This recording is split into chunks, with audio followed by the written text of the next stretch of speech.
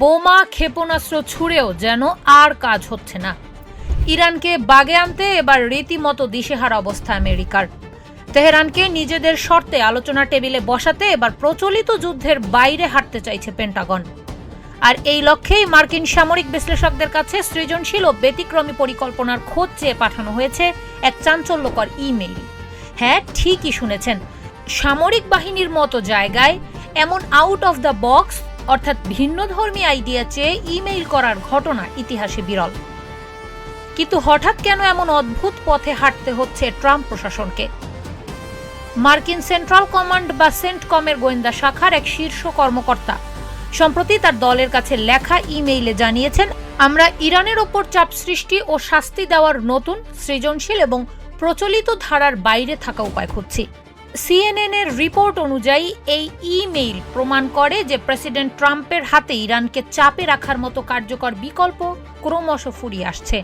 তবে সেন্টকমের মুখপাত্র captain Timothy Hawkins বিষয়টিকে উদ্ভাবনী চিন্তা বলে আখ্যা দিয়ে জানিয়েছেন, সর্বোচ্চ কার্যকারিতা নিশ্চিত করতেই সব স্তরের কর্মকর্তাদের কাছ থেকে নতুন আইডিয়া চাওয়া হচ্ছে।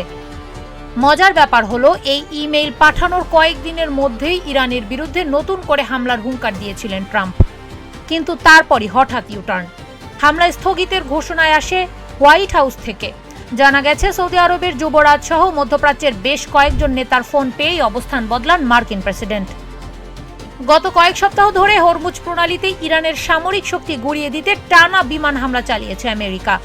উদ্দেশ্য ছিল তেহরানকে ভয় দেখিয়ে আলোচনায় বসানো, কিন্তু বাস্তবে তেহরান টলেনি এক চুলো। আমেরিকার বড় টার্গেট এখন ইরানের অবশিষ্ট পারমাণবিক স্থাপনাগুলো, বিশেষ করে পিক এক্স মাউন্টেনের মতো জায়গাগুলোতে হামলার ব্লু প্রিন্টও প্রস্তুত। কিন্তু সমস্যা হলো, এই স্থানগুলো মাটির এত গভীরে যে শুধু মিসাইল বা বোমা মেরে এগুলোকে ধ্বংস করা একেবারেই অসম্ভব।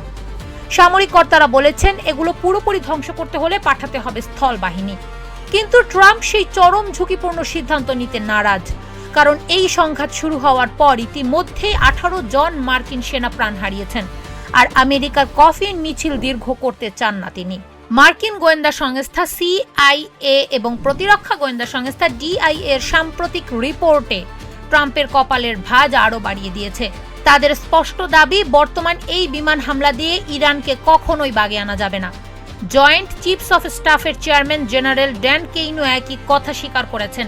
তাই ট্রাম্প এখন খুঁজছেন একটি প্রতীকী শক্তি প্রদর্শনের উপায়, অর্থাৎ আগের জায়গাগুলোতে ফের এমনভাবে হামলা চালানো হবে যাতে শুধু একটি রাজনৈতিক বিজয় দেখিয়ে যুদ্ধ থেকে সম্মানজনকভাবে বেরিয়ে আসা যায়। আমেরিকার সামনে এখন মূলত 3টি রাস্তা খোলা: ব্যাপক বিমান হামলা, স্থল বাহিনী পাঠানো অথবা বর্তমান অবস্থান ধরে রাখা। কিন্তু স্থল বাহিনী পাঠালেই ট্রাম্পের 2024 সালের নির্বাচনী প্রতিশ্রুতির চরম অবমাননা হবে। কারণ প্রচারণায় তিনি স্পষ্ট করে বলেছিলেন, আমি আমেরিকানদের এমন অন্তহীন বিদেশি যুদ্ধে লড়তে ও প্রাণ দিতে পাঠাবো না। তাই একদিকে দেশের মানুষের কাছে দেয়া কথা রাখা, অন্যদিকে বিশ্বমঞ্চে আমেরিকার আধিপত্য বজায় রাখা, এই দুইয়ের জাতাকলে এখন পিষ্ট মার্কিন প্রশাসন।